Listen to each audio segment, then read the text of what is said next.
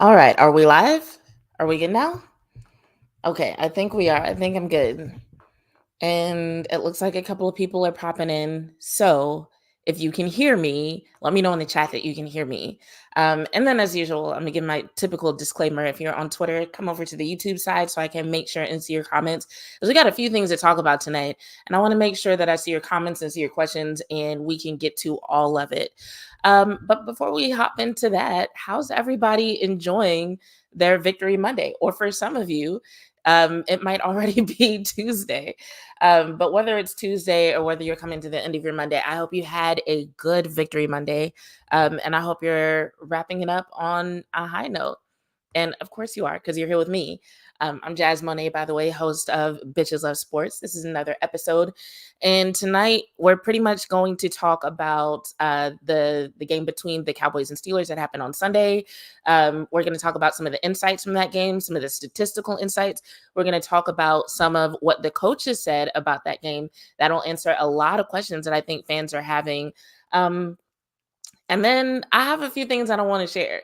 I'm like, I'm gonna be honest with y'all. Sometimes I have thoughts or an evaluation of some sort that I don't typically share because I'm just not that confident in that side of my analysis to this point. But I was just like, you know what? This one I'm gonna share because it feels like over time I feel more and more right. And maybe this insight can, I don't know, direct the conversation a certain way.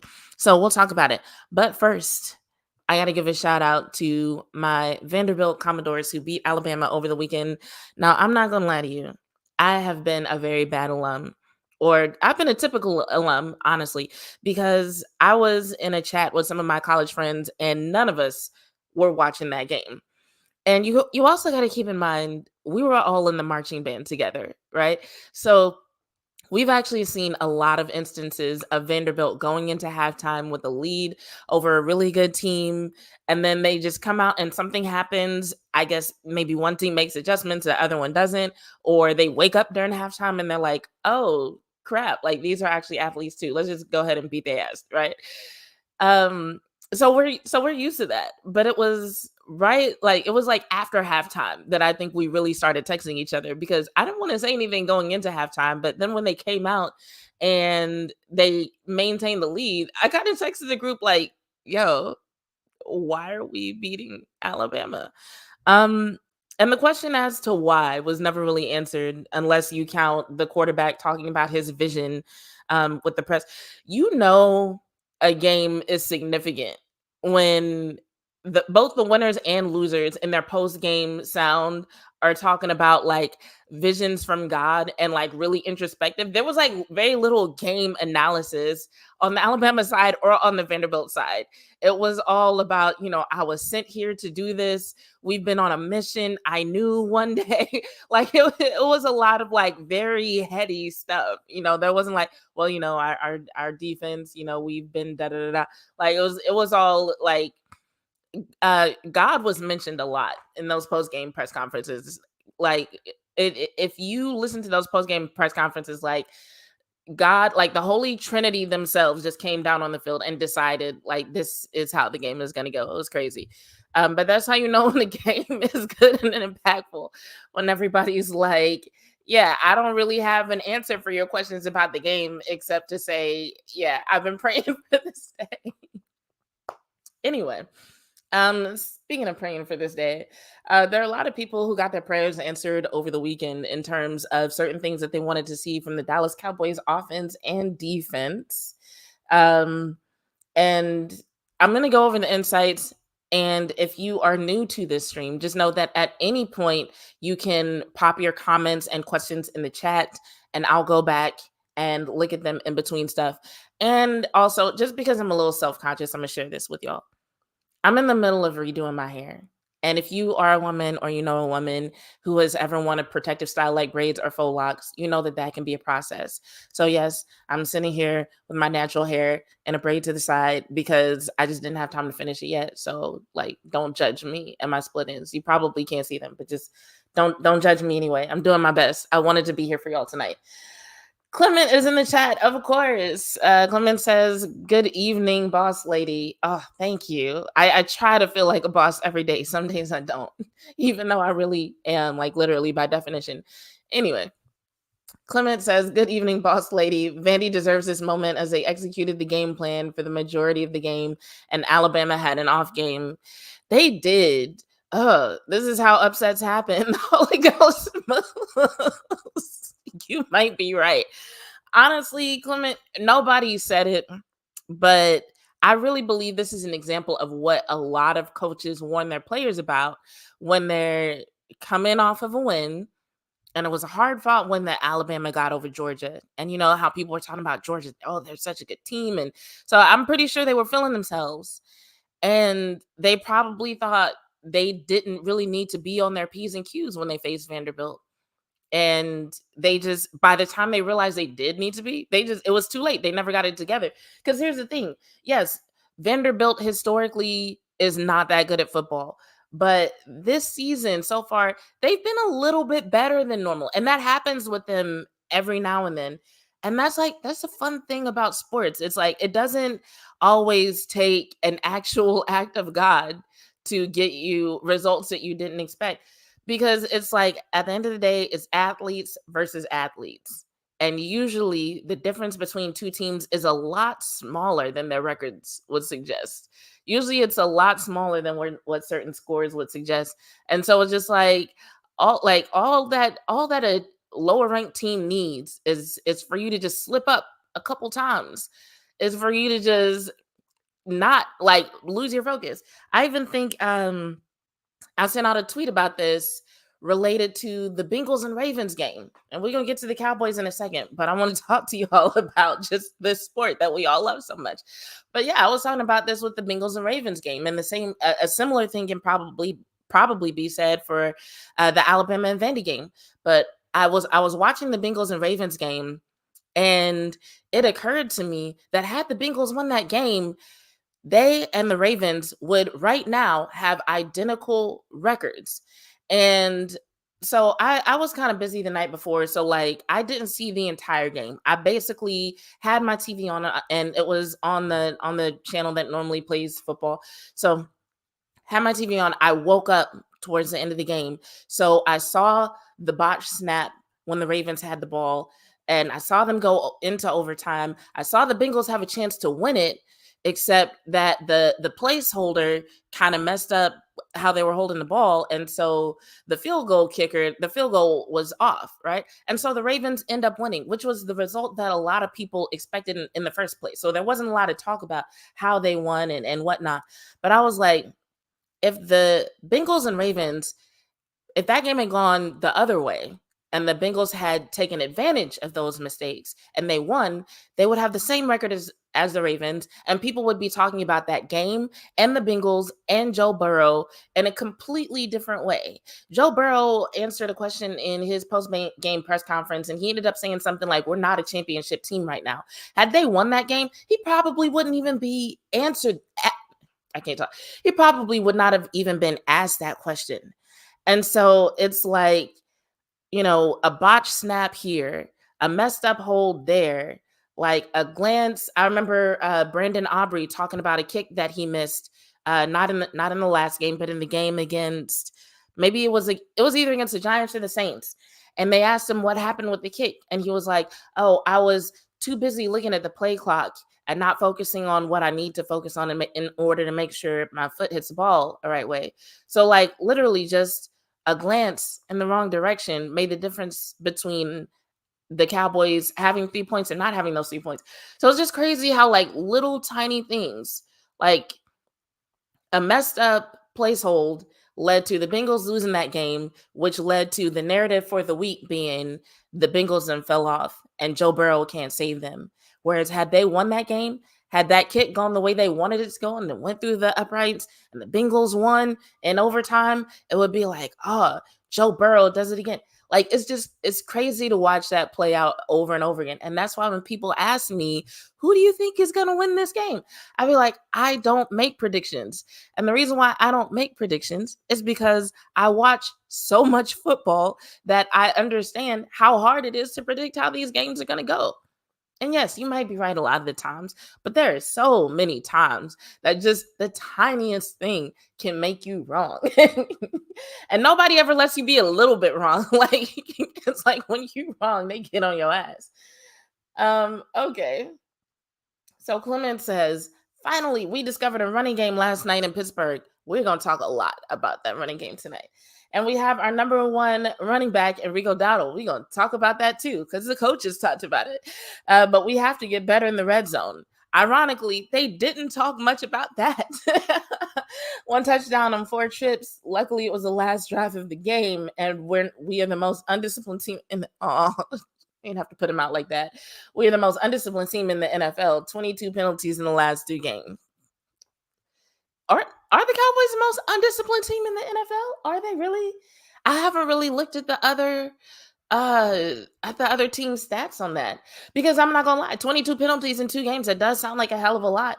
And I would not be surprised if the Cowboys are the most penalized team right now. Now, but here's the question though. How much of that has to do with the fact that there are so many young guys who are having to take on significant numbers of snaps, and also the fact that even some of the more experienced guys who have been in the league for years, they're getting snaps, but they're having to play more than they normally do. Like, how much of it just has to do with experience, do you think? Clemens says, I'm just talking about the Cowboys, not other teams. But you comparing them to other teams. So we can't say they the worst if you're not looking at what other teams are doing. Come on. And 8.8-inch Toxic Lamb sends greetings. Thank you so much for the flames and the number 4s in the chat. Much appreciated. And I'm sure the guys would appreciate that too. All right, let's talk about some of these insights so that we can then get into some of these sound bites. So I'm going to just go through the ones that look interesting to me. So one of them, the first one is a shout out to Jalen Tolbert. Jalen Tolbert said career highs in targets with 10, receptions with 7, and receiving yards with 87, including the game-winning 4-yard touchdown with 26 seconds left in regulation. Tolbert ran a shallow cross against the Steelers in cover 1 coverage, hauling in a pass with just 1 yard of separation. And it had a completion probability of 43.6%. Not bad. Did any of y'all, tell me in the chat, did any of y'all see the soundbite from Tyler Smith where he was like, Jalen Tolbert sprained his fucking nuts the play before? I didn't realize that came from Tyler Smith the first time I heard it. I hadn't listened to his sound yet. I thought this was like some kind of like actual medical evaluation that happened after the game or something. They found out that he sprained his nuts. And so people were talking about it, and I was like literally trying to explain how a man or an athlete could sprain their nuts. Had I known it was Tyler Smith, I would have just been like, he just being silly. But yes, a nut sprain is a thing that can happen. Based on the fact that Jalen Tolbert seemed perfectly fine afterwards, though, I don't think that's quite what he experienced. And if this is something that you're wanting to Google, it's usually not referred to as a nut sprain. It's usually referred to as a testicular contusion. There's also testicular torsion, which is something slightly different. But if you want to know about the types of injuries that can happen to an athlete's testicles due to impact, Google those terms and you'll learn something new. You'll be educated. All right. Next insight that seems significant. Do we want to know about Steelers insights? Let me know if y'all want to know about cool things the Steelers did against the Cowboys, and I'll share those too. Real quick, what's up to Willie, who says, hello, Jazz. Dak Prescott didn't play his best, but when it mattered the most, he showed us why he deserved the money. I was very pleased with the defense. Agreed. And that's the thing. you listen to Dak Prescott's postgame sound, he knows he didn't play his best. But at the end of the day, he also knows it's his responsibility to figure out how to keep that offense on track and get the win. And so it's like when you're not playing your best, you salvage what you can salvage. And he salvaged the most important thing, which was a W. So I'm going to give him more time to keep getting it together. I think the offense has had to deal with more than what people realize they're dealing with. But we're going to talk about that when we get to some of the coaches' sound, because they shed light on some things that I hadn't even thought about before listening to what they had to say. All right, what else? Dak Prescott, surprise, surprise, was efficient on quick passes. There's one thing Dak Prescott is not going to fuck up. It's quick game and quick passes. He completed 16 of 19 attempts for 151 yards, which was 4.3% completions over expected. Prescott completed 12 of 22 attempts over 2.5 seconds time to throw for 197 yards, including both of his touchdowns and interceptions. See, that's crazy because normally you'd want to look at a stat like that and be like, okay, so 2.5 seconds is the point at which he starts to get interceptions. But apparently that's just how long it was taking him to get either one of those things. So that to me says that like what Clement mentioned about the red zone issues, it definitely points to one of the issues that they have in the red zone, that for some reason Dak isn't getting the ball out of his hands fast enough. And it could also point to maybe some issues with receivers getting separation, specifically when they're trying to score, or even just like long developing plays, which is something that the Cowboys have had issues with before. All four of Prescott's interceptions this season have come on pass attempts over 2.5 seconds time to throw. So this is the case for all of his interceptions this season. He's holding the ball for longer than usual and then finally gets it off, and it ends up being picked after he threw just 3 interceptions on such attempts last season. So when it comes to him holding the ball for a long time, he's already surpassed what happened last season. And that could be a thing. Maybe there's something in the film that people are watching that's making it easier for people to jump those routes and get those balls. Who knows? But it's pointing to the idea that when he's holding the ball for a long time, it's a real toss-up as to what's going to happen. Like, you can't even say, like, yeah, don't do that anymore, because that's how he was getting his touchdowns too. So interesting. It'll be interesting to see what they do with that information.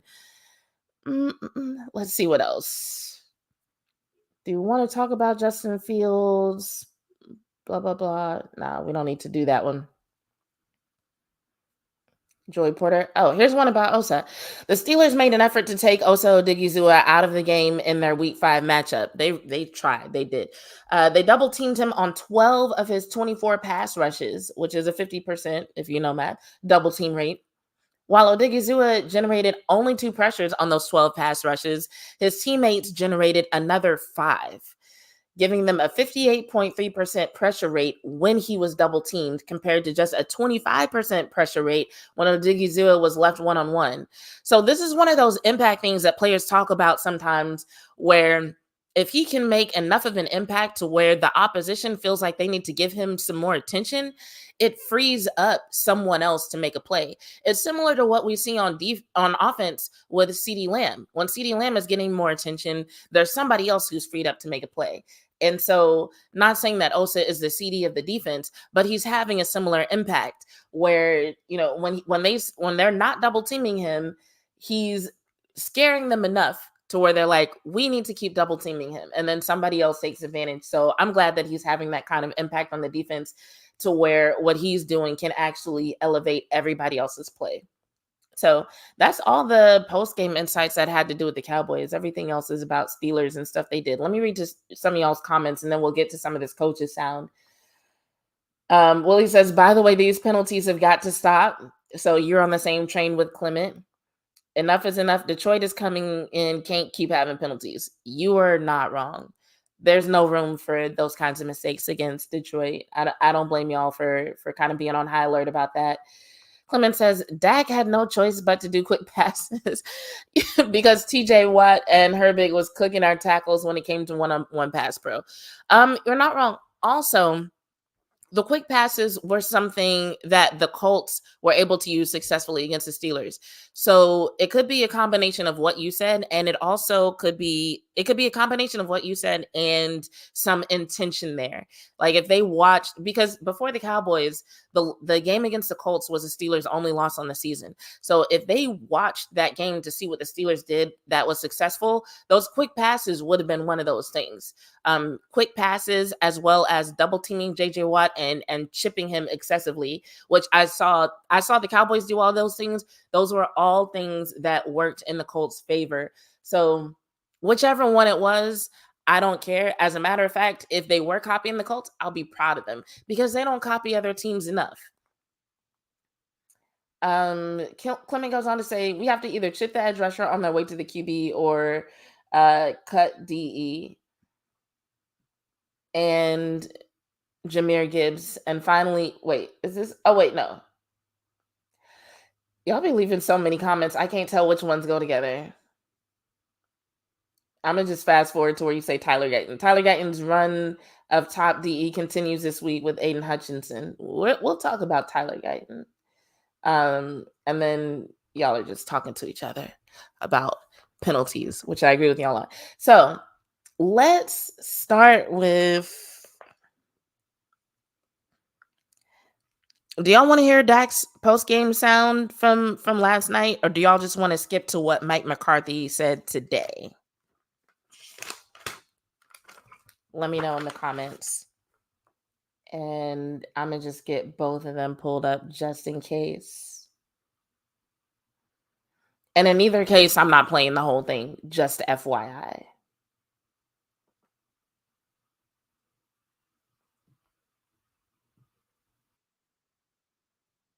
Well, we're going to listen to part of CeeDee's sound too, because he says some things that I think are relevant to the current narrative about what's going on between...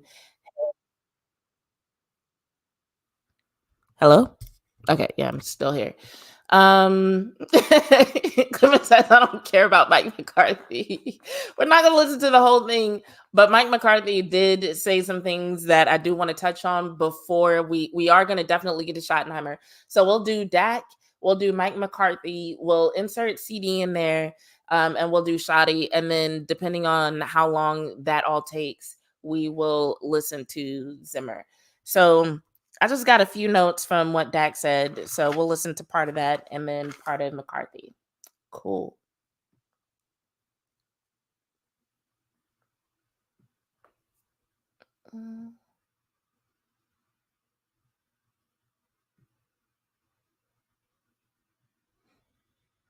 All right, we're just going to start from the beginning.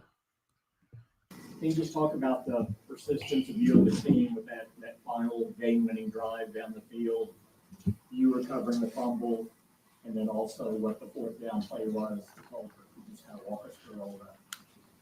Yeah, I mean, we just wanted a chance. Just give us a chance on that 2-minute drive. I personally was pissed about the 2-minute drive before half, obviously, right? Throwing an interception there when we can get points, easily 3, if not a touchdown. 2 minutes, something I love. So just being able to get back in it, down 4, knowing we needed a touchdown. We practiced that a lot. I'd say as much as probably, if not more than any team in the league. So we're all very comfortable in that situation with the plays being called. And then, getting it down there pretty quick, and then having some opportunities, to strike in the end zone. And whether it was my run on the first one, getting it to the half-yard line, or as you said, Rico trying to go over the top. For me, they always stress, follow the ball, right? And more than ever, right, that's the reason why. So just examples of things in practice coming up over and over again. And then the play we ran is one of our most comfortable plays. That, and honestly, the play before that, throwing it to Tolbert low. It's a miss on my part. Was halfway in between running it up the middle, and throwing it, trying to throw it low before the safety came back, and just wanted one more up at it. And luckily we had the fourth down, and it was special to get it back to Tolbert. He did a great job of coming across the field, getting open. Offensive line did a great job on that play, allowing me to stay in the pocket. And as you said, just the persistence and resilience of the team just really showed in there, showed on that drive. So I feel like everything that Dak Prescott just said pretty much summarizes if you want to think about a sort of divide in the Cowboys fan base right now, because most of the people that I know are proud of what the team did, but there are some people who are still very discouraged by what they've been seeing from the Cowboys so far this season. And I feel like what he just described kind of points to where that divide is. That there are some people who are looking at what he said in the beginning, he was pissed about the mistakes that he made, because like we just talked about the penalties and how they might come into play against Detroit. But everything that he mentioned in terms of the mistakes, those can bite him in the ass against Detroit as well, you know?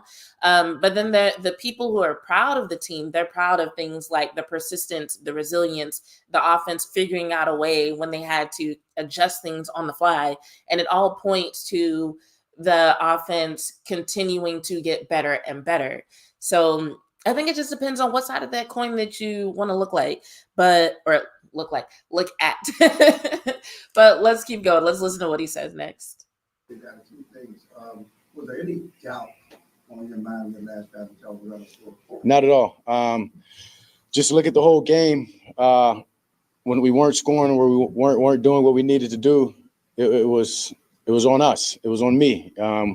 Whether it be fumbling on the sack early in the game in field goal range in the red zone, whether it be throwing the interception right before half, and then again when we're up 3, getting the penalty backing us up, and then that interception. Other than those, we're able to move the ball and do what we wanted.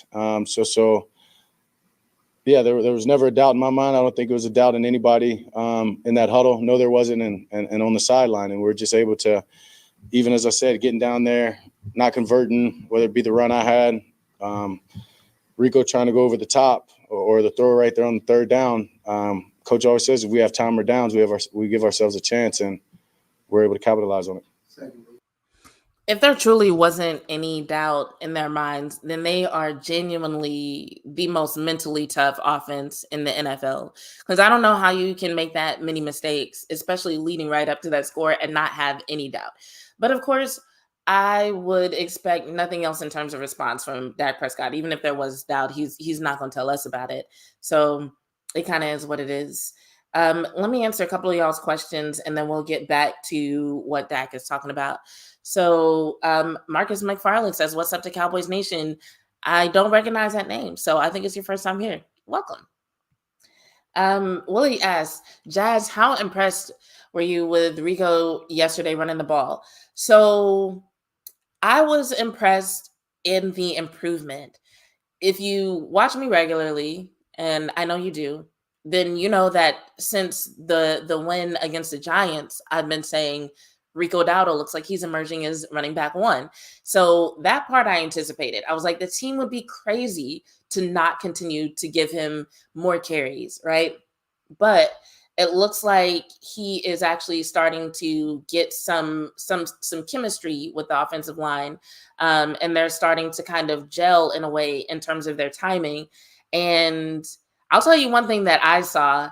And when we start listening to more of the coaches' sound, when they start talking about Rico, they kind of expound on what I saw. But I was watching and I was just like, man, once Rico gets to the second level, it makes a big difference.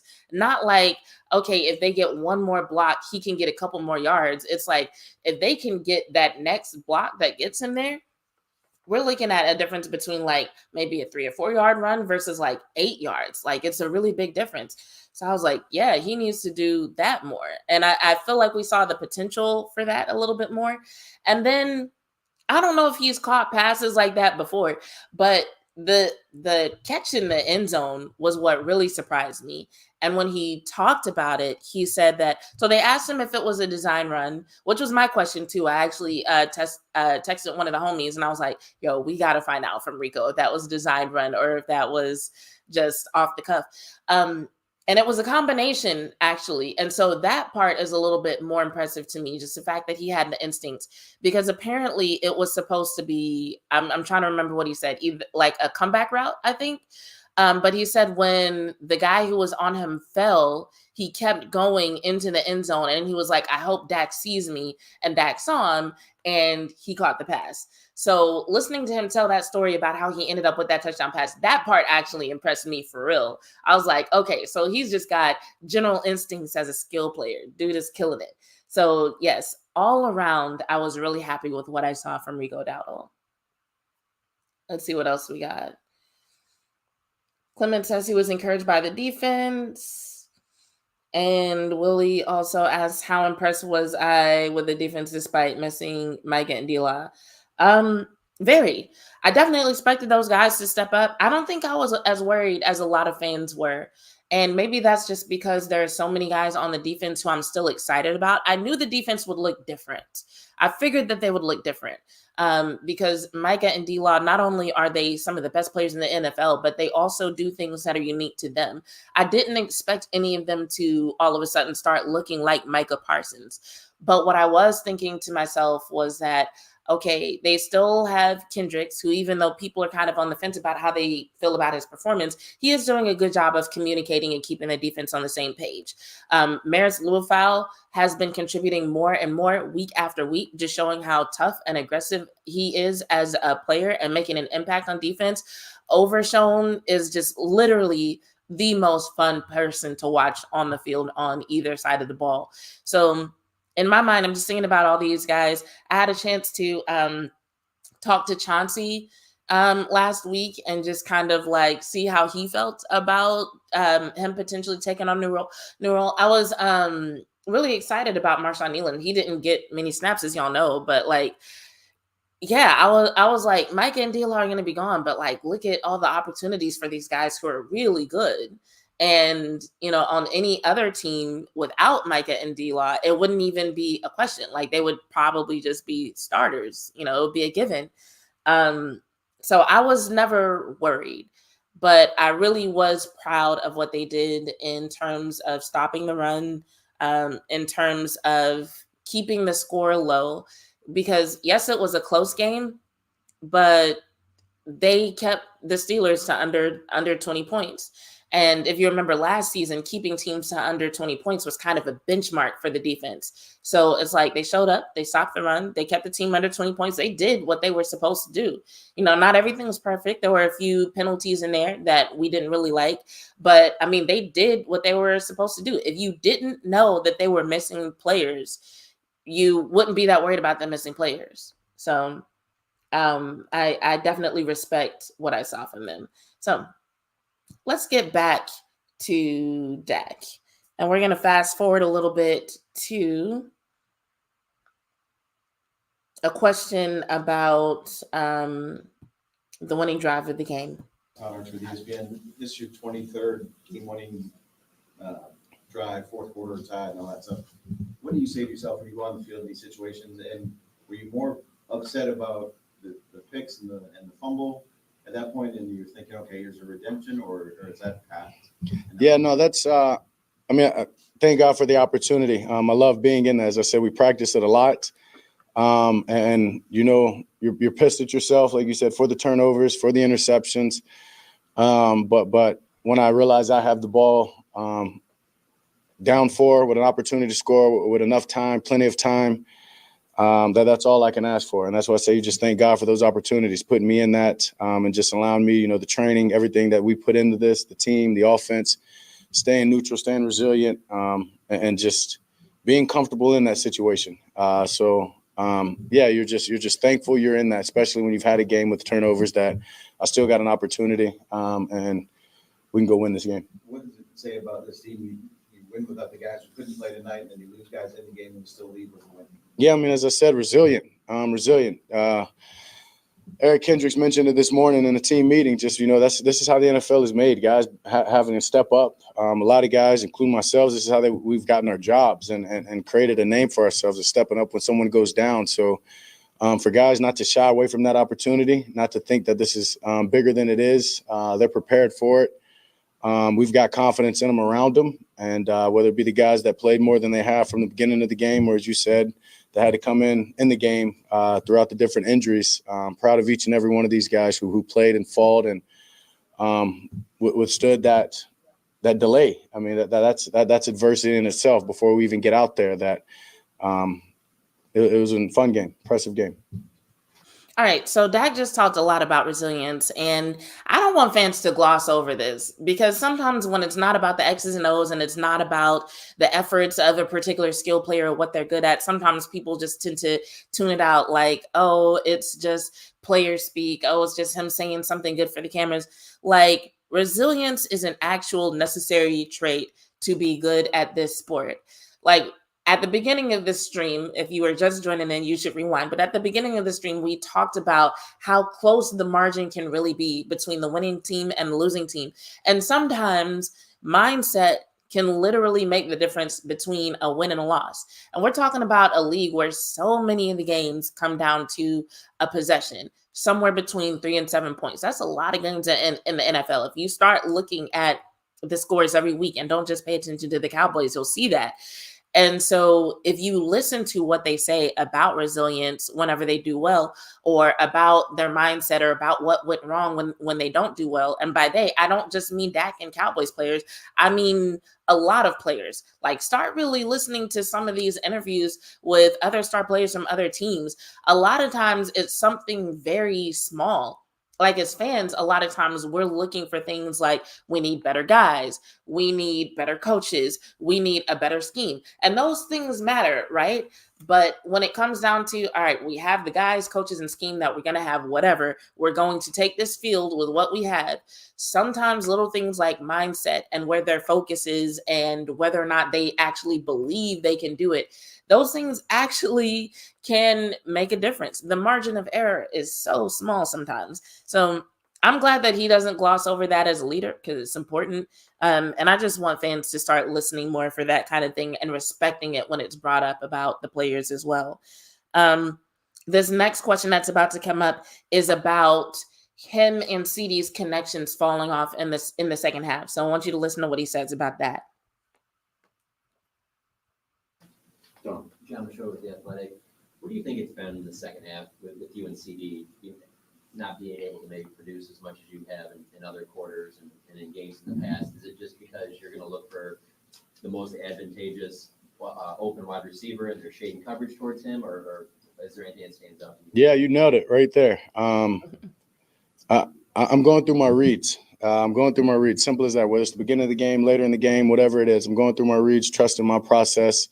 And credit to the defenses that we're playing, and it goes into what me and CeeDee have been able to do. That especially when you get in the game and you start off hot, you know, whether they're changing their game plan or they go to something a little quicker that says, okay, they're trying to attack with me and CeeDee.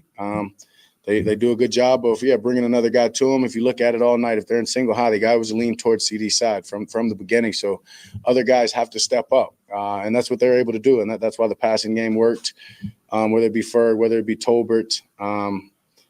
It's credit to the other guys, and CeeDee understands that. He obviously wants the ball. We all want the ball. That is being in this league and being the natural competitors we are and having the standard that we do. But he understands when we get in that position, he's got to go take two of them out. He's got to go do his job and be there for those other guys to get them open. And they did a good job of making the plays tonight when it came their way. All right. So, hey, Sadiqa, good to see you. All right. So he was asked about the connections between him and CeeDee and them having fewer connections in the second half. And he basically says, like, hey, I was going through my reads. Me and CeeDee got off to a hot start. So by the time we got to the second half of the game, they were hyper-focused on CeeDee. And so other guys had to step up and make plays. And honestly, before this game even happened, that's something that you should have been able to predict if you were paying attention. Because Mike Tomlin, in so many words, said that they were definitely going to focus on CeeDee Lamb and Jake Ferguson. And Jake Ferguson actually did some interesting things too. Speaking in terms of creativity, I'm going to go ahead and insert this right now because I don't think it comes up at any other point in any of the coaches' sound. But if you're a film watcher and you get a chance, look at the plays Jake Ferguson was involved in. There were several times that he was involved in like these bunch concepts, right? That, I mean, correct me if I'm wrong, I feel like we haven't really seen that in weeks leading up to this one. And when I say correct me if I'm wrong, I mean that genuinely, because I'm still getting in the habit of watching film, and I'm probably watching more now than I have at any point. So it's very possible that I could have missed it. But those bunch sets were interesting. And one thing that I want to find out is, was he always the person who's supposed to get the ball when that happens, or if that's just how it played out?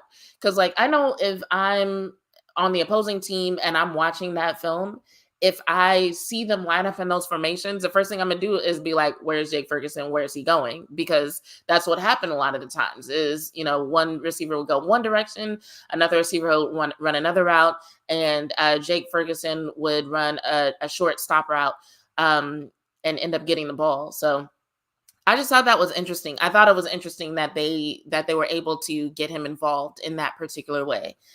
But going back to what he was saying about CD and what Mike Tomlin said about CeeDee Lamb and Jake Ferguson, yeah, he said that he was going to focus on them.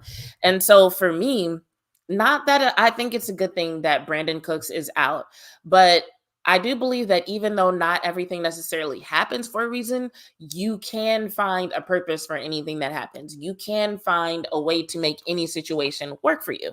And I feel like them getting a little bit more creative in their formations and in their play calling is one of the things that they made work for them, because they basically, like, Brandon Cooks being out forced other guys to step up. It forced them to break their patterns and who does what in order to make sure that the team was successful, because you were going to have to go to someone besides CeeDee Lamb. You were going to have to get the run game going. You were going to have to go to somebody besides CeeDee Lamb. And they figured out how to do both of those things. And that is a big part of why they won that game. So even though a lot of people are trying to create this narrative about there being some kind of problem between Dak Prescott and CeeDee Lamb, and that's why CeeDee didn't get the ball in the second half, I really don't think that's it. Like, I genuinely do not believe that that's what it is. I really believe that it's exactly what Dak just said, and that he was going through his progressions, and in a lot of situations, it made sense for him to go in a different direction. Especially with it being that, like, as he talked about, he's practiced so many of those things with Jalen Tolbert before. So it's not like he had to resort to something that they weren't sure of or never did. It was more like, hey, we finally have an opportunity to use this thing that we've been working on forever, because there's 3 motherfuckers over there on CeeDee Lamb. So Jalen Tolbert, I choose you. And that's how it went. So I'm not mad at it at all. Let me see if there's anything else to talk about. He talks about Rico and the running game, and then he talks about Jalen Tolbert, and then we'll get to, I think it's like 2 minutes of McCarthy that I want to listen to after this. JV, what's up? You made it to live. It's so good to see you.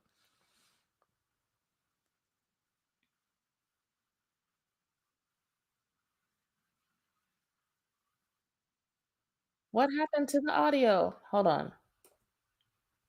Oh, I think I know what it is. I didn't put it back on the screen. That's important. When it came their way. Alvin Watkins, Dallas Cowboys. What's the difference tonight with Rico and the run game didn't go the way you wanted to? Yeah, I mean, just up front, obviously I've got to look at the tape, but I'd say he was patient. All the backs were patient, pressing the hole, trusting the lineman to get up to the next level, and then making cuts, and just great balance, being able to, you know what I mean, run the ball, pass the ball, keep them off balance, and keeping the defense, keeping the defense off balance. Just in kind of some of our passing formations, being able to run the ball, whether it was a big third down run, whether it was the fourth down to Zeke. I just think everybody, stepped up when they had to, and that's what it takes. And still plenty areas to get better, plenty. But it's good to be able to do that with the win. It's one of those things when you saw Tolbert, like a lot of people don't see him in practice. Like, this is what we know that people do. Like the game he had tonight. Yeah, for sure. There's no doubt in my mind he'd have a game like this, especially if we're going to throw it as many times as we did. It's a great defense. Coach Tomlin over there ran a tight ship for a long time with one of the best defenses in the league throughout his time. And, understanding that they're not going to let one guy beat you. And that's kind of the point of the defense, shading to him, Exactly. leaning toward him, and then giving more opportunity for Tolbert to step up. And he did exactly that. But as you said, that's what I've seen from him. Going back to training camp, the timing routes go way back into the offseason, the time that we spent together. Just excited for him of making the most of his opportunity and being able to capitalize it right there with a game-winning touchdown. I don't really have too much to say about what he said. I just wanted to allow that moment to play of Dak giving flowers to both Rico and Tolbert because they deserve it. But he essentially echoed everything that he's been saying about the resilience of the team and about the young guys stepping up and about how Tolbert came into play as part of the offense. This is something that they've been working on for a long time, and now he has his moment, which I really think it should be inspirational to other young guys on the team, because there are some young guys on the team or new guys on the team who are struggling in a way, right? And Jalen Tolbert is evidence that you can have a rough start with the Dallas Cowboys, but if you're willing to put in the work and keep grinding and put in extra work, not just go to practice, but do things outside of practice, do things in the offseason, you can get there. You can show your value and you can get to the point where one day you're making game-winning plays, game-changing plays. So I really do think that a lot of people should be inspired by Tolbert, and I'm proud of what he's done. 'Cause I'm gonna be honest, if you're a person who read the articles that I used to write, I don't write so much anymore. But yeah, there was an article that I wrote where I'm not one of those people who's like, you should cut this guy or whatever. But I definitely expressed doubt in Jalen Tolbert. And that started to change for me, honestly, when I first started seeing changes in his mindset. When I noticed that he was talking differently and approaching practices, and people started talking about his notes taking and the questions that he would ask. That's honestly when my mind started to change about Jalen Tolbert. And now seeing all that actually manifest itself into something that's impacting the game in such a direct way, yeah, that's dope.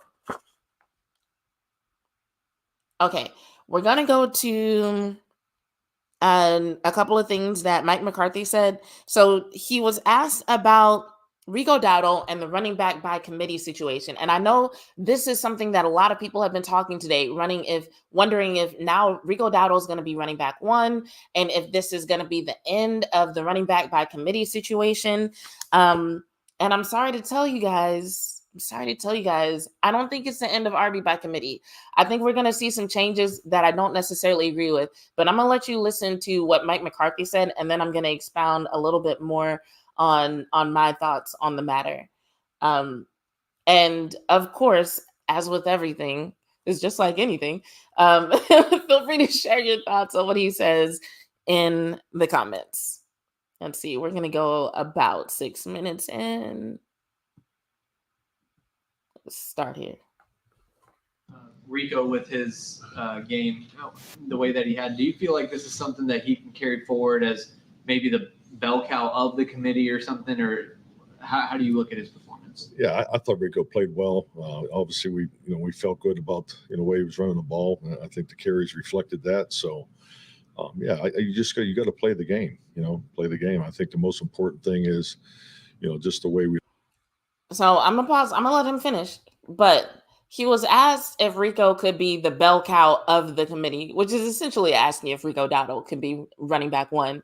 And the first time I listened to this, it stuck out to me that Mike McCarthy could not immediately say yes. He's like, oh, well, you got to play the games. And I'm like, what you mean you got to play the games? We've seen this in 2 games now that Rico is making the most of whatever you want to call this running scheme that y'all have. So what more do you really need to see? But let's let him keep going. We lined up him and Zeke in a way of practice throughout the week. Because, as a play caller, if you want to be a multiple personnel, substitution team and play at a high pace, you don't want to have every personnel group have the certain back into it. That's when it gets, and the same thing with receivers, because, you think the more that you do, whether it's personnel or scheme, but the more that you do, the more tendencies you create. So, and that's very, very evident, and it has been in my time in this league. So it's something I'm very cognizant of. So the ability to just play whether it's by down and distance or, by quarter, things like that, that's part of the rotation we're trying to get into. But, I think the biggest thing too is I thought yesterday was our best game as a football team of complementary football. When the offense has the ball longer than the defense, that's a good thing, because then the defense on the field less time than we are. So, we were up above 70 plays. We got, a number of trips to the plate that were important. The ball was distributed properly. So those are the things that, were very important every week, let alone playing against Pittsburgh. So accomplishing that in running the football is a big part of that. Scott. Okay, so first off, the question was about Rico. He starts off talking about Rico and then goes into this conversation about play calling in general, and time of possession. And I'm like, I get what he was trying to say. He's like, oh, well, you got to play the game. Basically suggesting that who ends up being the bell cow of the committee or who ends up being running back one could change depend on the game.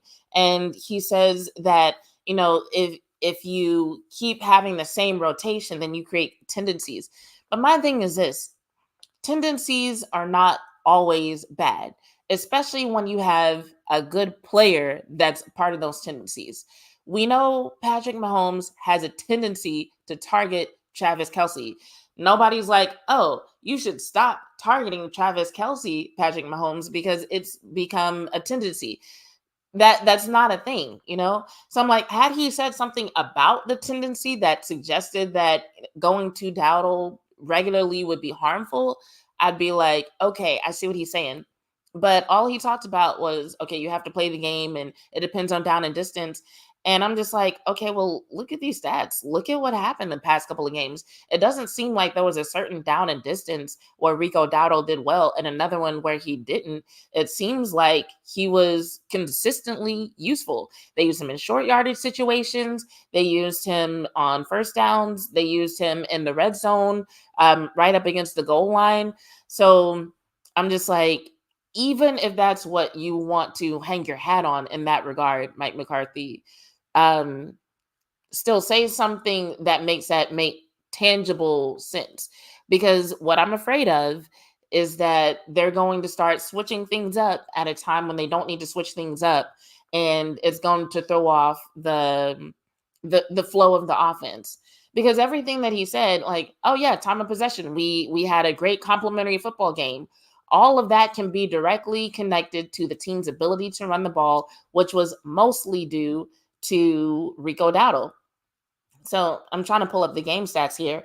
But one thing that I do remember off the top of my head is that Rico Dowdle almost outran the entire Steelers offense. The Steelers as a team had 92 rushing yards and Rico Dowdle had 87 by himself. He had 20 attempts, which is something I'd like to see continue. I want to keep seeing Rico Dowdle get 20 to 25 attempts. And later in the same press conference, Mike McCarthy talks about he hadn't looked at the numbers yet, or was it this press conference? It might have been last night's press conference, but there was some part of some press conference where he asked the media, like, oh, how many attempts did we have? And they were like 31. And he's like, oh, yeah, that's a good number.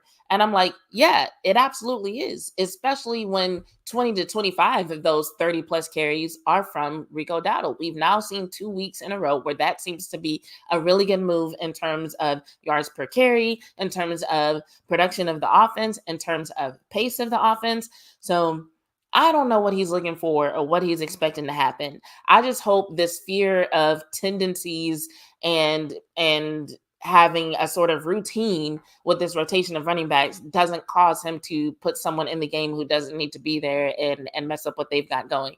And when you hear what Schottenheimer says about what is helping the run game work, it actually points in the direction of needing to stick with, like, okay, if Rico is who's working, keep giving him the carries. But against the Steelers, Rico Dowdle had 20 carries. Ezekiel Elliott had 6. Luki had 2. And then Dak Prescott, CeeDee Lamb, and Kevontae Turpin each had 1. Kevontae Turpin's 1 carry was for -6 yards. But hey, he definitely made up for that on the receiving side. So I'm not mad at it. All right. Let's see if there's anything else. Okay. There's one more thing I want to get to from Mike McCarthy. He talks about Jalen Tolbert. So we're going to listen to that, and then we're going to listen to CD sound, which is just like a few minutes.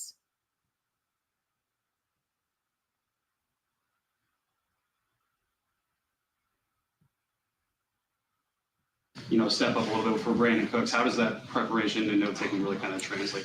Well, you're just seeing it pay off, and it's I know it has to be personally very rewarding for him. I'm proud of him, and because no one deserves it more than he does. I mean, he's put the time in, he's put the energy in. Obviously, So if you didn't hear the question, he's talking about Jalen Tolbert's work paying off. the way the game went, they clouded. They gave CeeDee a ton of attention yesterday. So there's opportunities for others, and he definitely took advantage of it. So essentially echoing what Tolbert said. And one thing, and I mentioned this in a Twitter space, but one thing that I want to remind people of about Jalen Tolbert, just because this points to additional attributes for Dak Prescott as a leader. But do y'all remember? I don't remember if it was last season or the season before, where someone in the media was asking Jalen Tolbert about his confidence and his comfort with the offense and how it seemed like both of those things were improving. And he talked about the fact that Dak Prescott gave him a book to read. And he was like, yeah, Dak Prescott told me to read Relentless by Tim Grover. And I think maybe another book, or I might be making that up, but definitely that one thing. So it's like Dak Prescott was not only working on connecting with him on the field, but was also helping him improve his mindset off the field. And I'm gonna give this nugget to y'all for free, because on Girls Talk, Boys Talk, wait, no, we actually didn't get to discuss it on there. We might discuss it on Wednesday. But if you watch Dak Prescott's press conference from Thursday, I asked him a question because Dak Prescott was featured in the Evolution of the Black Quarterback documentary, which if you haven't seen it, it's really good. Like I wasn't sure how the NFL would do it or if they would do it justice. I think they did a good job. It's a 3-part series. It's on Amazon Prime. It's called Evolution of the Black Quarterback. It's an NFL film that's hosted by Michael Vick, but Tony Dungy is in it. A bunch of other Black quarterbacks are in it. They even interviewed Jamie Foxx about his role in Any Given Sunday. Like, it was really well done. But Dak Prescott was in there, and he told a story about how when he was visiting Dallas and also when he first got drafted, he was told to his face that the Dallas Cowboys would never have a Black franchise quarterback. And so I asked him about that, and I asked him what advice he would give himself if he could go back in time, knowing what he knows now about the journey he's about to embark on. And he talked about the fact that he would tell himself that he's right and to not worry about what those people are saying, and that, it's going to be a tough battle, but nothing that he, can't do. And, all those good things that we love to hear from Dak. And it was like, yeah, it's, 2024 and hopefully nobody has to deal with that anymore. But I talked to Trey Lance about it, because Trey Lance is a Black quarterback. And I was like, is this something that has ever come up in conversation between you and Dak, just your experience as Black quarterbacks? And he said it has. He said it's something that they've talked about. And so just the more I listen to these young guys talk about what Dak is actually doing as a leader, not just on the field, but off, I'm just like really impressed in the kind of man that he is and how he's impacting the lives of the young guys around him. So just thought I'd share that with you guys. Let's see. We're going to go to CeeDee Lamb sound now, because CeeDee Lamb obviously is also asked about the lack of connections in the second half. So we're going to go to that real quick, and then we're going to go to Schottenheimer.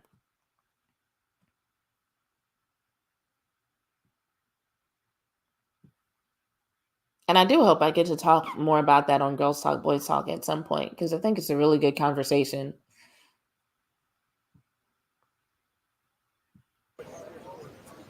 Everybody's calm, everybody's composed. I mean, we understand what we got to do. Got to go put the ball in the end zone, and that we did.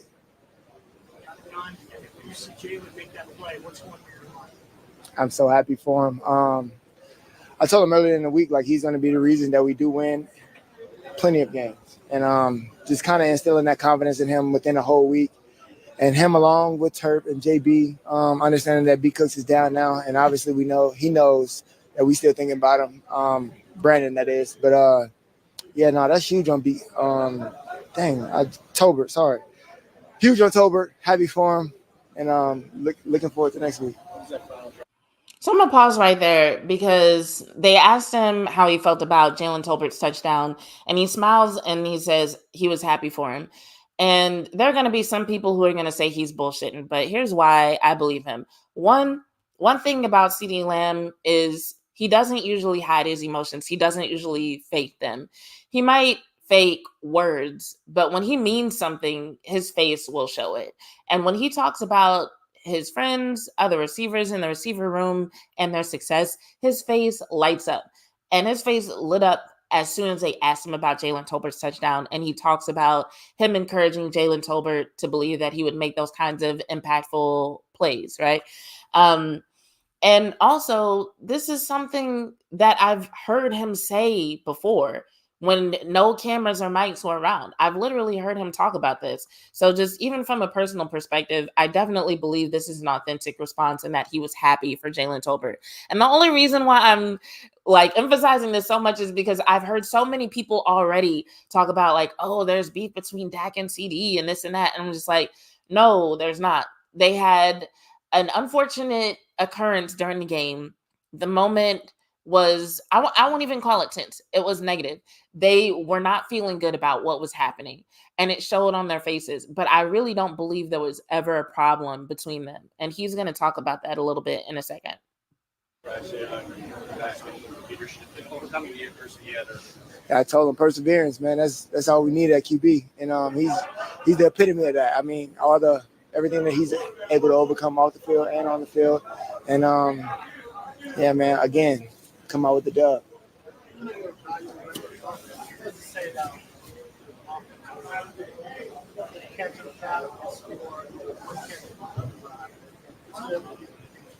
Man, as long as we get in that end zone, I don't care how I get done. Again, shout out to guys, proud of the offense. Second half, obviously, I mean, it took a minute for us to get in the box, but we did. I couldn't really hear the question, but I think he was asked about how he felt about not being involved in a lot of the plays that happened in the second half. We did. It was crucial. And again, shout out JT. What'd you do for 90 minutes? What you mean, what I do for 90 minutes? I'm like, bro, I was chilling. I'm off my feet, listening to music, watching film. For 90 minutes. How much different is being 3 and 2, like 3 and 2 compared to? I mean, the record speaks for itself, obviously, and then having that momentum going back home. We understand the situation at hand, and knowing that we had to come out with this game with a dub, propel the momentum forward.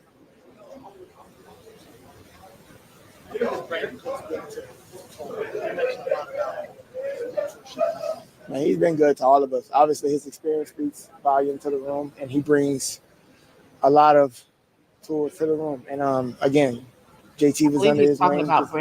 I mean, experience take you a long way, and obviously everything that he's able to accomplish going throughout the season, and then instilling the confidence in JT and helping him throughout every position on the field. So, man, just giving him that confidence to go out there and be himself, play his game, and do what we got to do and come out with a dub.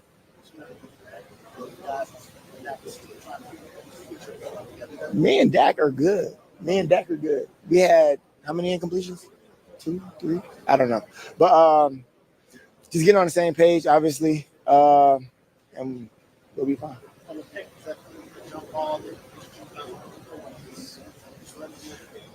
Yeah, pretty much. I mean, DB made a great play. We're on 2 different pages, and I mean, he got a gift. So yeah, that pretty much explains it. And like I said, I know there are some people who are going to still say like, okay, that's not the real story. But here's my thing. When it comes to conversations that can impact the narrative about the team, I would rather believe what I see and hear from guys we see and hear from all the time than just make up something that's more interesting and say that I'm right because it's more interesting and it feels right, or it's more fun to talk about. You know what I'm saying? So like, even if it does come out later that I'm wrong and there is some kind of beef between CD and Dak, that's not even something I'm comfortable perpetuating right now. So, I don't know how to say this name. Little Monkska says the W is all that matters. Agreed. Brian Bradford, hey, how's it going? Good to see you. Says that also stems back to some of the Dak hate. I think you're talking about what I said about the stories he shared in the documentary. Yeah, 100%. And it's something people have been saying for a long time that a lot of people try to deny. But yes, there are a lot of Cowboys fans who don't like the fact that the Cowboys have a Black franchise quarterback. And they'll come up with other reasons, right? And that's an interesting thing about human emotion. You can come up with a perceptibly logical reason for damn near anything. Like, but a lot of what human beings do comes down to emotion and how we feel. But like, you can come up with a reason for anything. Like, I could come up with reasons why I'm up at going on 1 a.m. my time doing this podcast with you guys.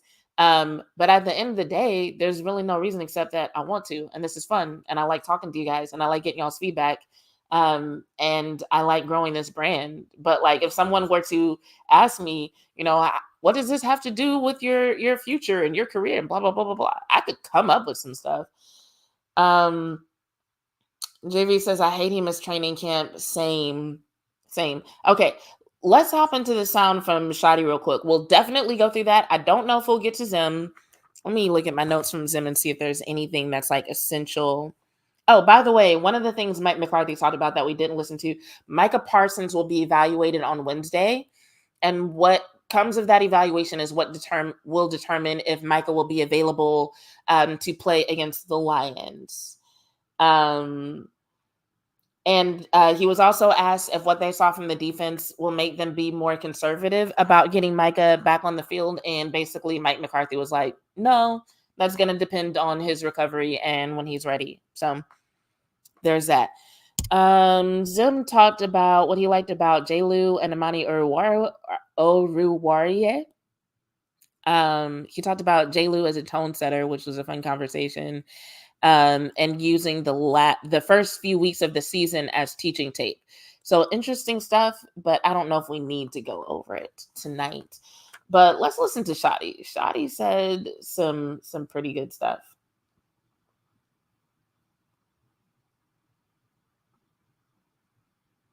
And I don't have Schottenheimer pulled up, of course. Give me 1 second.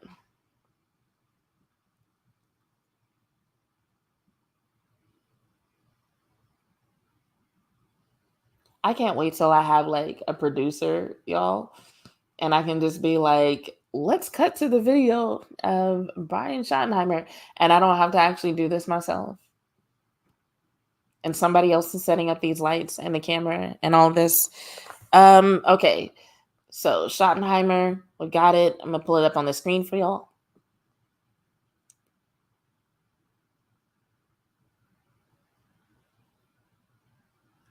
And we're going to go to about...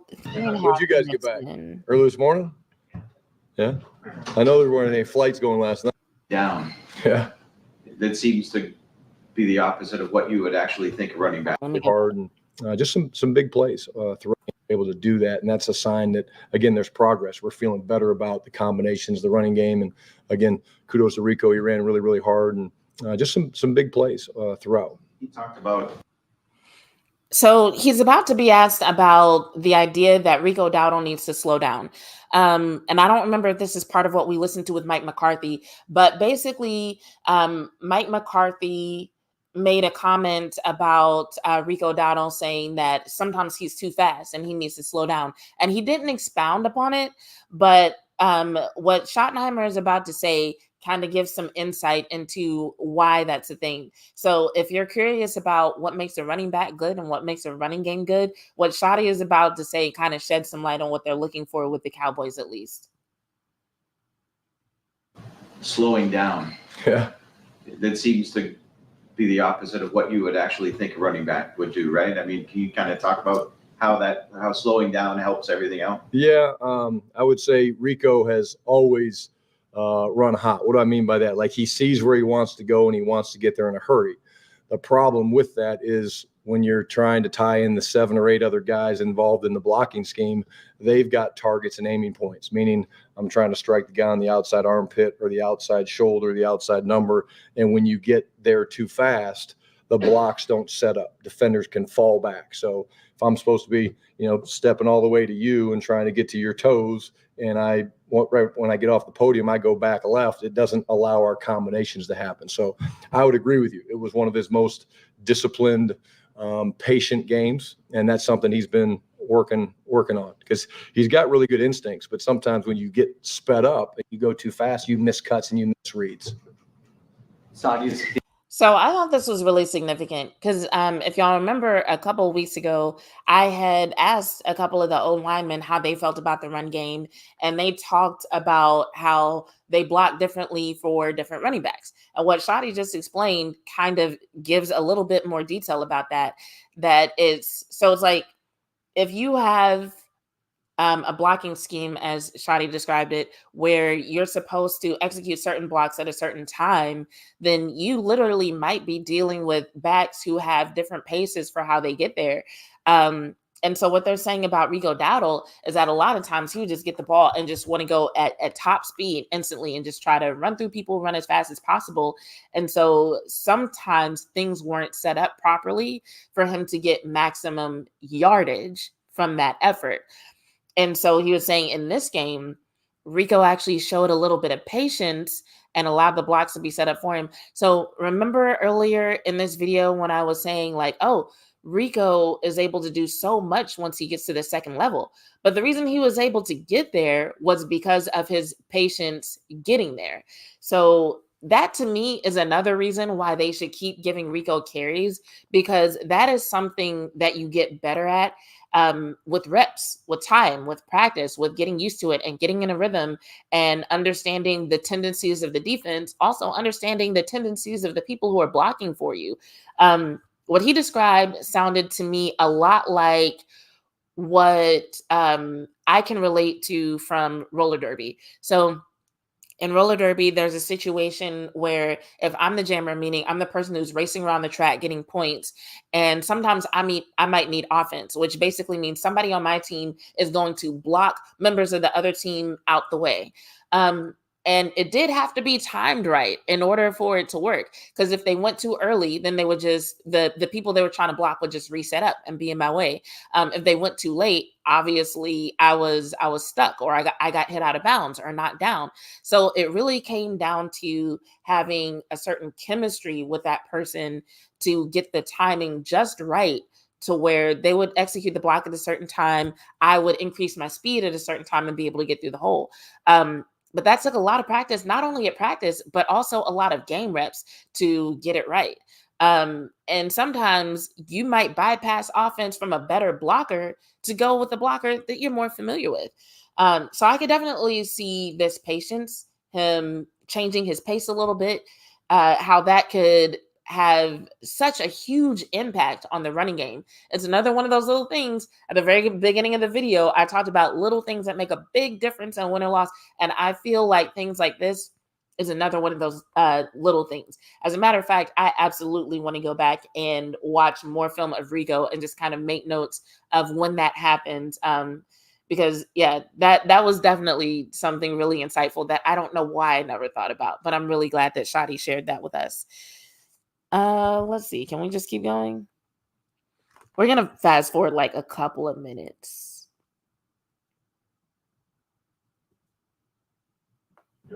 Yeah, Joe White, All City Dallas, following up on Jalen Tolbert. We've talked many times about his note-taking and his preparation. Yeah. I guess in a game like that, when Brandon Cooks is out and he needs to step up, how do you see those things that, the note-taking and stuff translate to the game? It's all part of his preparation. It's all part of his confidence. JT's been waiting for his opportunities. That's why it's good to play young players, like, going back a year or two, right? When you mix them in and they play 10, 15, 18 plays, like, you think that's not a big deal, but in reality, it is a big deal because they're comfortable when they go in these bigger moments. And that was a big stage in a cool environment. And So he's talking about the benefits of a combination between practicing and note taking and also getting game reps. That seems to have benefited Jalen Tolbert. All those things that he's done, the consistency of the notes and the preparation and the way he works, he'll be one of the last guys out there in practice every day. If we miss a throw to him, he and Dak aren't on the same page about something, he stays after. He's always one of the last ones, on the practice field. And they've probably repped that throw 1,500 times. I mean, the one at the end zone. Now, it doesn't always hit in the exact spot you think it's going to hit, but again, it was cool to see him reward not just himself but the team with a huge play in a big moment, because it shows the young players, hey, this is a guy that's worked his way up through hard work and busting his ass to do all the things the way you're supposed to do it. And following up on the Rico's kind of slowing down idea, I know that offensive linemen have timing and synchronicity on how they do combo blocks, how they get to the second level. I guess when you're trying to get Rico to slow down and understand that, do you literally just say, hey, here's the offensive line, here's the exact timing? How do you Right kind of about get Rico. to pair with That's a that? great question. You pointed out, so you show the video, you show the blocking schemes, you show how the linebackers play, but you literally talk about slow to go. So like when you're a running back, and different than a receiver comes off the ball, right? Normally he's going as fast as he can going vertically. When you're a runner, there's a tempo to it. We call it kind of slow to go, or slow to the hole, fast through the hole. So you're slow to the hole, but then as it develops, you got to accelerate and speed up and just things like that. He and Coach Blasco spend a ton of time doing run courses and run tracks. And again, it's a little bit of a synchronized swimming thing, because it's not just this guy go and run. Of course, there's plays that happen like that, but the lineman will be the first to tell you when you miss a cut, because they're wondering why the guy they're supposed to be blocking is not over there. They're back over there. They're the first ones to be like, hey, yo, why'd you go back so fast? So it's cool to see the communication between our players.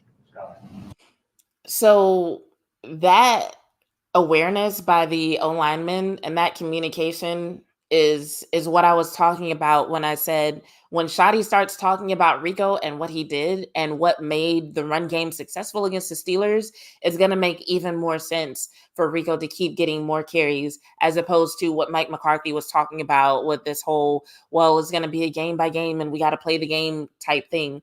Because what he's describing is chemistry. What he's describing is the O lineman getting used to a certain running back. And that's not saying no other runner can ever go out there and see success. But what it does mean is that if you are seeing that level of success with a particular running back, you don't want to interrupt that.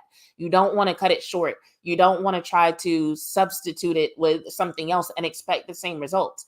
So if we're seeing that Rico Dowdle is getting far more success than other running backs, and it's not close, then what situation actually justifies switching that up? You know what I'm saying?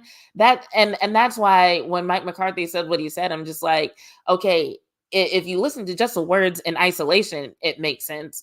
But when you actually apply them to what we're seeing on the field, it really doesn't. Because it's kind of like, you know how they say you can't fit you shouldn't try to put a square peg in a round hole. Schotty is basically saying you shouldn't try to put a Rico Dowdle through an Ezekiel Elliott hole. It's basically what he's saying.